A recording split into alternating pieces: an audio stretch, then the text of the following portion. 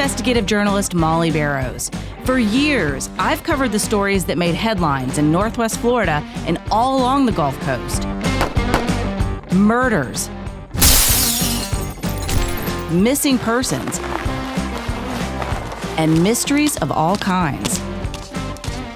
These cases are far from over for many victims because the full story has yet to surface. Join me for Gulf Coast Confidential, where I dive into the saltier side of the South and expose the lies, greed, and corruption that often weighs down the truth. It's time to turn the tide and get a shot at justice. Hi, I'm Mollye Barrows, a longtime reporter in Florida's Panhandle, and welcome to my investigative series, Gulf Coast Confidential, where I explore the saltier stories that surface in Northwest Florida and all along the Gulf of Mexico. And I'm excited to have Pam Hill here with me today. So, Pam, tell us a little bit about yourself. Well, I'm a pharmacist, and I unfortunately am in the club of murder victim families. My sister was murdered by her son in 2013 on Christmas Eve. Her name was Sharon, and I'm learning things and living a life that I never had anticipated. So I've become a grief researcher and a loneliness researcher and an advocate for victims. And that's how you and I became to know each other. Pam reached out to me to cover the murder of her sister, who technically by her son, but he was found not guilty by reason of insanity. So technically, he is not guilty of murder. She was killed by her son, and it's a story that we continue to follow. And you can listen to other episodes of Gulf Coast Confidential where we really get into the nitty gritty about the death of Sharon Adelot at the hands of her son Brandon Adelot, because that's a story that continues to go on. So, but in the meantime, Pam and I have started working on our own podcast called Better Said Than Dead, and we're still getting it off the ground. But because Gulf Coast Confidential is the catalyst for a lot of the topics that we talk about, we decided to go ahead and start touching on some of the issues that come up in my Gulf Coast Confidential crime stories. That's really more the nuts and bolts of a story, what happened, when it happened. With Better Said Than Dead, what we'd like to do is sort of get into some of the issues that come up as a result of these crimes, whether it's addiction or mental illness or domestic violence or even the death penalty. Pam's going to be my co-host on that companion podcast, Gulf Coast Confidential. Again, Better Said Than Dead, and we'll let you know when it's out. But in the meantime, we wanted to go ahead and start talking about some of these issues. And why do you think that's important for us to do that? I think we need to break it down. The facts are not always the facts. That's the reason that I reached out to you in the first place, was because I noticed the very first day when the article came out about Sharon being murdered, which I wasn't ready for that, so many inaccuracies in it. And I remember thinking right there, this is never going to be told correctly unless I tell it. So that's why I went many, many years barely being able to find joy or anything, just trying to figure out what does one do now?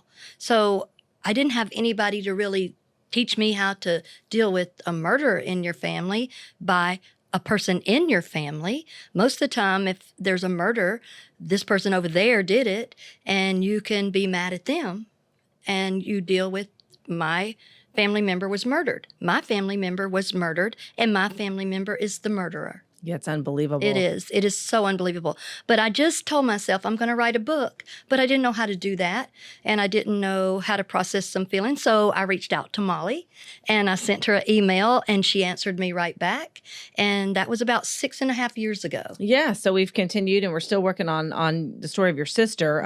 But in the meantime, a lot of these issues that come up in crimes, you can certainly talk intelligently on them. Sadly, from experience, hopefully be a messenger of hope. And there are so many other people that, God forbid, they have a murder in their family, but they've also experienced grief or some kind of loss. And that's why we want to get into a lot of these issues, because, whether or not you've actually lost someone to a violent crime or experienced violent crime in any way, shape, or form, everybody can relate to losing someone or experiencing grief or the damaging effects of addiction or mental illness. And I see so much of that in crime reporting as well. So Pam and I want to get into some of these issues and share what we've learned in hopes that it will give other people hope, and maybe sharing what we've learned will also make the process easier for them, whatever it is they may be going through. And on this episode, we really want to talk about the death penalty, because it's something that has come up persistently in my life. It's even come up in Pam's life. As fate would have it, she even has a connection to the Black Widow serial killer, Judy Buenoano, who was convicted in Pensacola and executed by the state of Florida for murder. Pam's father had a dalliance with Judy Buenoano when she was a young woman, and Judy wrote to her from death row. She was even offered the opportunity to watch Judy's execution, which she turned down, and we'll talk about that. And just recently, I witnessed the 102nd execution in the state of Florida of Daryl Barwick, a 56-year-old man who was convicted of murdering a 24-year-old woman. He was only 19 at the time, but it was back in 1986. She was 24-year-old Rebecca Went. She and her sister had moved to Panama City, Florida from Huron, Ohio. And Rebecca's sister, Michael Ann, had gone to Fort Walton Beach to work that day. And Rebecca had laid out by the pool, and that's where Daryl Barwick had seen her. He decided to go back to his house, which was nearby. He picked up a knife and gloves. He went back to the pool where he watched her and another woman who was sunbathing. That second woman also testified at his trial. But basically, he followed Rebecca Went into her apartment, and he said he intended to rob her. But when she fought back, he stabbed her, and he stabbed her 37 times.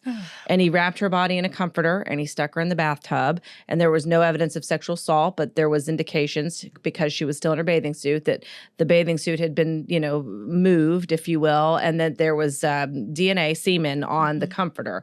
So eventually, Daryl Barwick did confess. They matched his DNA to that was found on the blanket. So, watching his execution as a journalist was a very interesting and fascinating process, but it just comes with a lot of emotion as well. And because it's such an important issue in many states, the death penalty is allowed. In other states, it's not, but it's a hot topic issue politically for people who are both for and against. It was something I had never experienced before, but have certainly talked about death penalty, have covered cases where the death penalty came up. And so I thought, because Pam and I have both experienced this, that it might be a good topic to sort of dive into. And we'll just start with why you decided not to watch Judy's execution.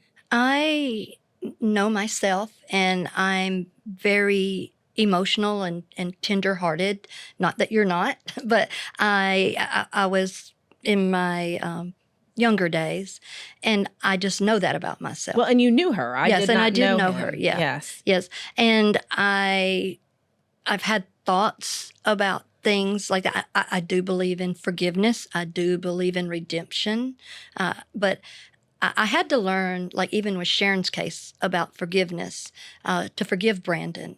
But I also was taught and counseled by my church, by my pastor, by my mom, that forgiveness is one category. The consequences are the other column. And that's not for me to decide either way. So that's the way I have gotten through it as a 60-year-old woman, but I didn't even know what to think as a 20-year-old lady. I didn't know. And I just knew that if I had a doubt, don't do it. Right. And it wasn't my job also. So, Right. So how did you prepare to do that? Yes, it was interesting. I think it was more emotional almost thinking about covering it than actually covering it. Once I got there and was going through the process, it felt like an assignment. So I treated it like an assignment.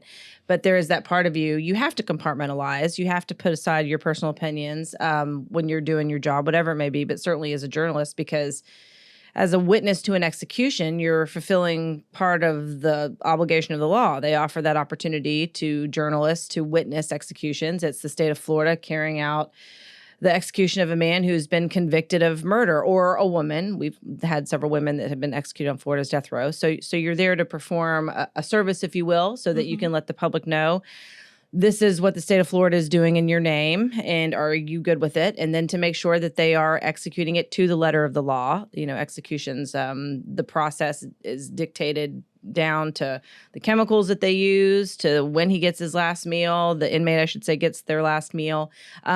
So being a journalist and witnessing that is really part of fulfilling the letter of the law, or at least the opportunity to do that, and to let the people of Florida know what's happening. But as a person, it's a difficult thing to watch someone die. Yeah.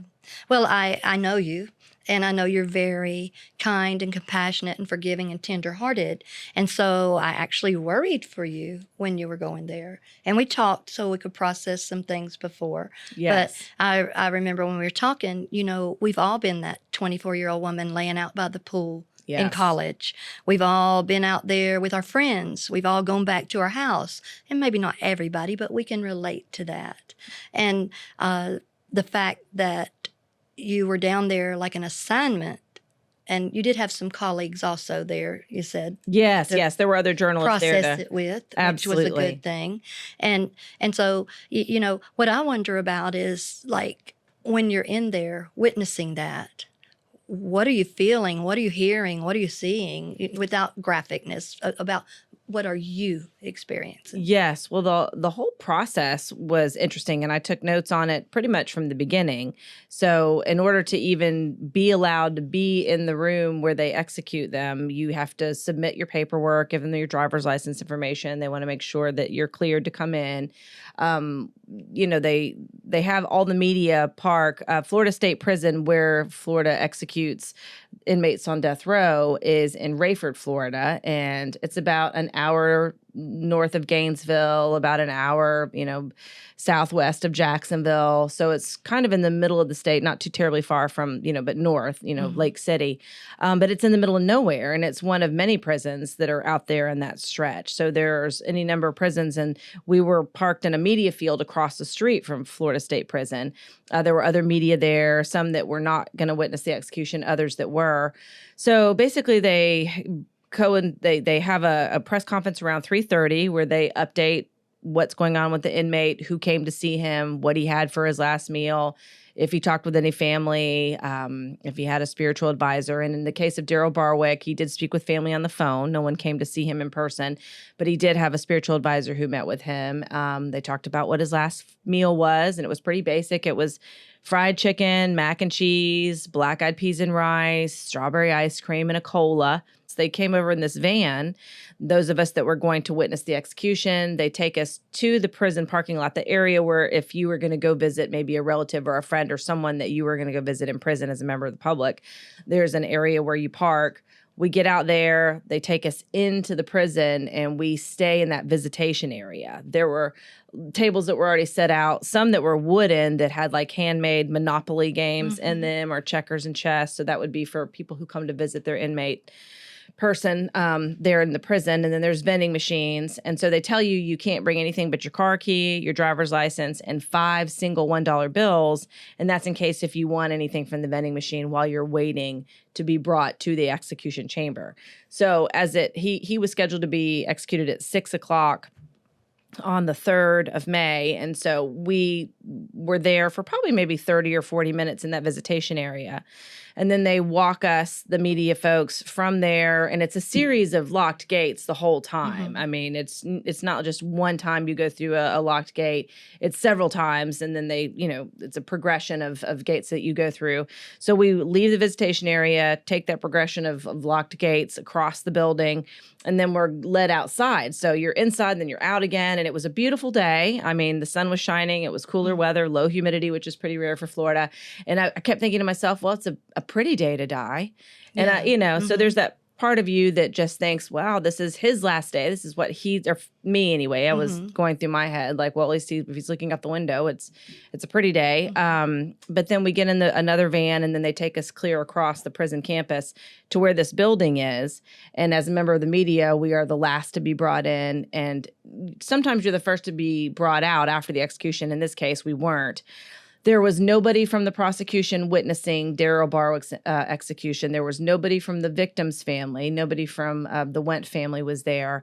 And there was no friends or family of Mr. Barwick. So it was just us, members of the media. There was 4 of us. And then there were, I think, about 17 or 18 official witnesses. Now, who they were individually, I really don't know.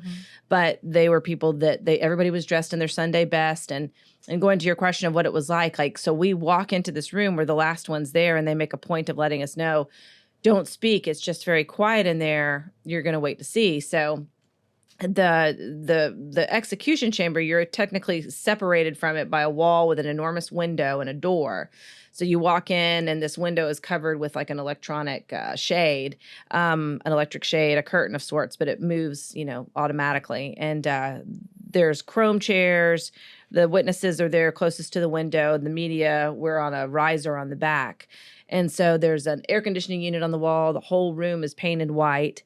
Everybody's dressed, like I said, like for their Sunday best. Even the DCF or Department of Corrections staff, I should say, the DOC staff, they even had suits and ties. It was a very formal event. I mean, everybody took it very seriously, and there was a process, and they've clearly gone through it before, but it was done as respectfully as you can when you're getting ready to extinguish a person's life. As part of the following the letter of the law. We, were quiet. It was 15 minutes before the execution was to start. It was probably about 5:45. And I remember I kept looking at my watch thinking, gosh, it's so quiet for 15 minutes. What's going on the other side of that window? What are we going to see? Are we going to see them wheel him in? And so suddenly the curtain starts to rise about right at 6 o'clock. And it slowly, and it all I could think about was it seemed like the beginning of a one-act play, because you just see three men standing there that are clearly with the Department of Corrections in some capacity. There's a phone against the wall, and then there's two men on either side of the room and one in the middle, and he's standing right next to Daryl Barwick, who's already on a gurney that doesn't necessarily face the audience, if you will, or the viewing witnesses directly. It's like he's back just a little bit, and his face is a little bit towards the ceiling. There's a sheet covering him, so you see his face, but it's obscuring, for me anyway, a little bit of his chin. But his left arm was out where they had the intravenous lines. So you could see the arm where the intravenous lines were already set up, and then his face. And they just continue, it's all quiet. The curtain raises. This is the scene that you're presented with. The tall man that was closest to him, he's on the phone, which according to the law, that's the governor's office saying, go ahead or don't go, as the case may be. And obviously in his case, his last appeal had been denied earlier that day. So there was no reason to delay the execution. And so there's this announcement made to where those of us who could hear, they have a microphone in there that they open the mic, and the tall man by the phone basically said, this is the preparation, state of Florida versus Daryl Barwick. This is the preparation phase. Do you have any last words? And then he began to speak, and he had this Southern accent, and it immediately personalized him, because being a Northwest Florida girl, I know that accent pretty well, and so you recognize, okay, I'm listening to someone who comes from a certain neighborhood, who probably had a certain type of lifestyle, and then just reading the case and researching it, I knew he came from an abusive family, or at least a father who had been, according to some of the witness testimony, abusive to him, and because he had been slow, he had some mental issues, as far as like his ability to a lower IQ, not necessarily that he qualified. If you have too low of an IQ, you can't be executed in the state of Florida, or any state for that matter. It's Supreme Court basically said if your IQ is a certain level, you can't be executed. But he did not meet that, but he was slower. So all of this is going through my mind when I'm listening to him talk, but I'm also picturing a man that stabbed a young woman 37 times. And so, it's heartbreaking, but, she didn't have a choice. I'm sure she wanted to be able to spend the next 37 years living and enjoying her life. Right. And he spent the next 36 years on death row. So basically, he lived longer in prison than he was out on the outside. He was only 19 when he murdered her. Right. And he'd only been out of jail, only been out of prison 2 to 3 months for a rape charge when he got out and murdered Rebecca Went. And he lived longer than Rebecca Went on death row than she did her whole little life. Exactly. So when he did when they did say, what are your last words?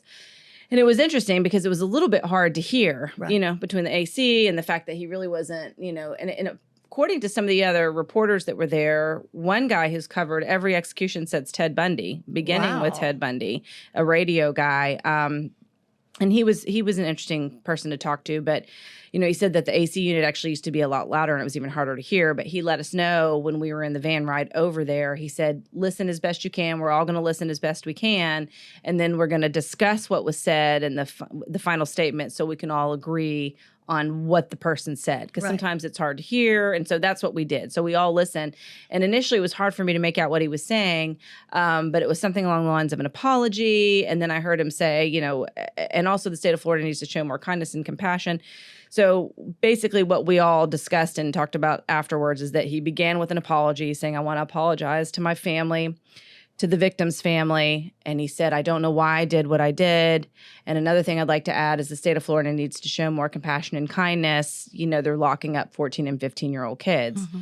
So that was his final word. And then the fellow by the phone basically said, so ends the preparation phase of the execution of Daryl Barwick. Now begins the execution phase.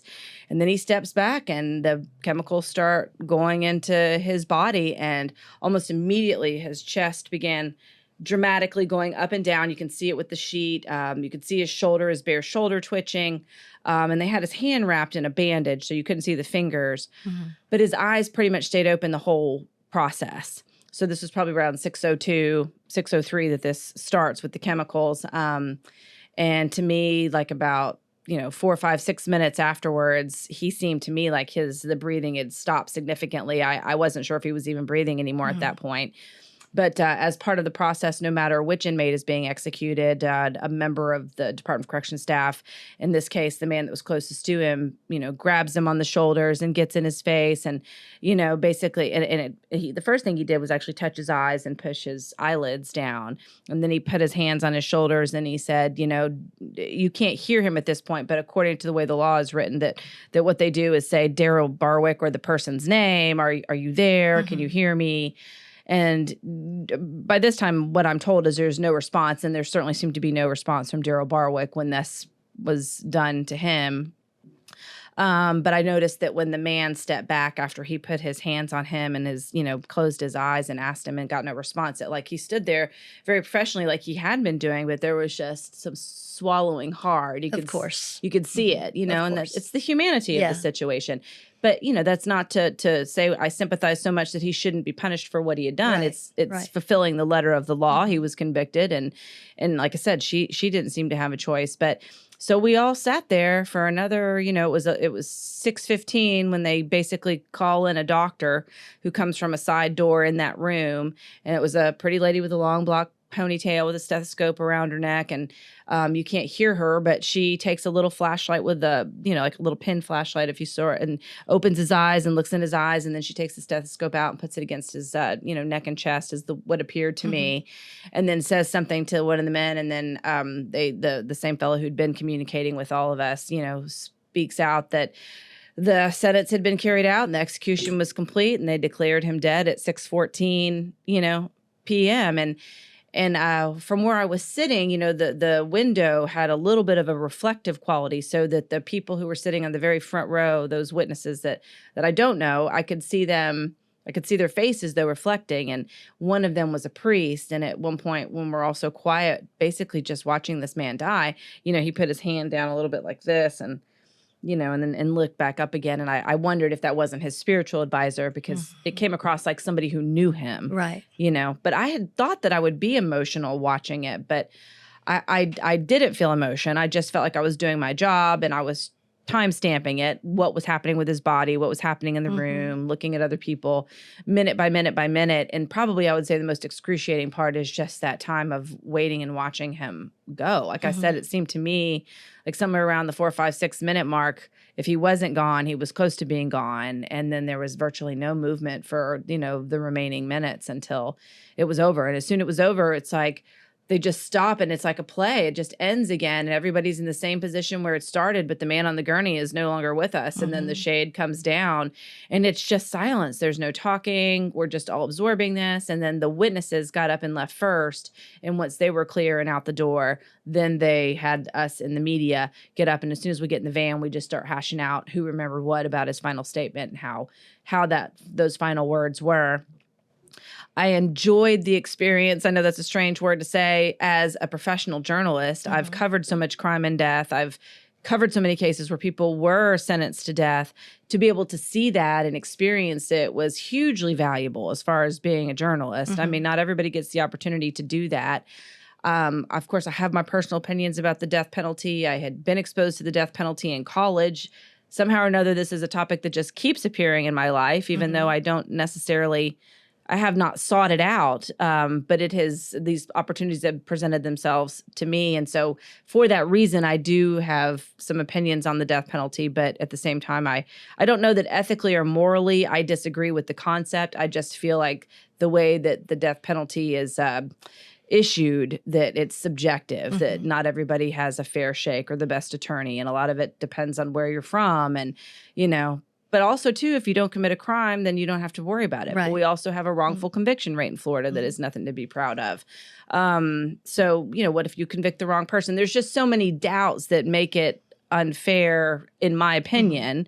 But again, I really have no dog in the hunt as far as that goes, because it's the law and it's up to the state of Florida if they want to execute someone. And I was glad to have the opportunity to see that process. Well, while it all sounds very professional and sterile and non-emotional, you said you were non-emotional, you're certainly not non-emotional right now. Yes, no, I would say, I had deadlines to meet. I kept it moving. And then I had to get back to work the next couple of days. So it wasn't until I was driving back home and I'd met my deadlines and had everything squared away that it was like by myself in my car that I could feel the tears coming. And it really was not so much for him, maybe even for the victim. It was for the man who had to swallow hard after shaking him. It was I'm a mom, I'm a daughter, I had aunts, I have a nephew, I have cousins, uncles. So I could easily put myself in any of those positions. Right. I would hate for somebody to take my daughter. If someone took my daughter at 24, I'd probably want to be in the front row and watch them be executed. I understand. And then even in our situation with Sharon, people were saying, thank goodness Brandon's only 17 and a half or he would have the death penalty, or it could be an option or whatever. We don't know these things, but I thank God that we do have a law and we do have a legal system. I get frustrated with it very much, dealing with what we're dealing with. But the fact somebody has to observe these things, or else people will just be like the Wild West. And I was thinking about that while you were telling all that, what you went through, what he chose for his last meal. Strawberry ice cream, my favorite too. Yes, it's the human part of it. When you think of a crime being committed, it's happening in a moment of passion most of the time. Even if it's premeditated and calculated, there is a reason. It's money, it's greed, it's, love, whatever the case may be. There is some sort of a calculated emotion, or it could just be a reactionary, crime, or maybe mental illness or drug addiction, something in the moment. But there's a level of passion, of decision to it, if you will, an emotion that's connected to it. To watch an execution, all of that is out the window. A life is also being taken, but it is deliberate and it is sterile and it is methodical. Right. And so that part is interesting to watch other people have to execute it. I did feel like perhaps it would be beneficial for members of the legal community to also be required to witness something like that, especially if you're going to be asking for it. I think about all the police stories I covered. I remembered when tasers became common to be issued to law enforcement, and as part of their training, they would have to tase each other. Oh, wow. So that they knew what it felt like when they were tasing other people. And there's a certain element of that I feel when I watch the execution of Mr. Barwick. I'm thinking, well, nobody from the prosecution's office here, nobody from the victim's family. And, and that's fine. I understand people are busy and perhaps, and that's a gruesome thing to watch. But if it is on the table, then perhaps the people that are asking for it also need to be exposed to that, as well as defense attorneys. I mean, just, anyone involved in the legal process to a certain extent, I think it would be interesting. And I'm sure probably those opportunities are made available to them, but requiring it might be interesting as well. Right. Might be something to consider. Well, I never thought I'd even be in any of this situation in my life, know anything about the death penalty or someone that's observed it or know someone that's murdered someone or had somebody murdered, just don't live that kind of life. Right. And so, hadn't been around that kind of stuff. Well, I was filling prescriptions about a year ago in Summerton, Alabama, the store I work at up there. And a man came in to get his COVID shot. And he was very humble, very sweet. And he had on, we have 2 teams in Alabama, Auburn and Alabama. I won't tell you which one he had on, but he had on one of those. Sweet as he could be. He wanted to talk and everything. And I could tell he was shy about getting a shot or anything, but had great personality. So we got over there, and I'm fixing to cry probably. He said, "Do you know who I am?" I said, "I know you're somebody I've seen before. Don't know why." And so we were sitting there talking, and he was Mr. Hinton that was on death row for 30 years in Alabama. He was one of the characters in Just Mercy. And so there we sit and we talk, and he was so humble and so still full of Jesus. He loved Jesus. He's met Oprah. He's been in Oprah's book club. He's met the Facebook guy, what's his name? Mark Zuckerberg. He's been all around the world, but he still lives up there right in the Walker County of Alabama, just minding his own business. He was falsely accused, and he was on death row for 30 years. Wow. And that's just it, that we have, there are plenty of people. That's why the Innocence Project exists all over our country. And they do work to exonerate people that perhaps were convicted on, misleading evidence or faulty evidence. Right. Bogus charges, or a time that we lived in. Yes. 30 or 40 years ago, he was a black man. He still is a black man. Right. And, he may not have got the fair shake he should have gotten. Right. It does disproportionately affect people of color, the death penalty as well. So, I mean, it's just so interesting to me. But, I don't know how I feel about a lot of things. I try to stay open-minded about things.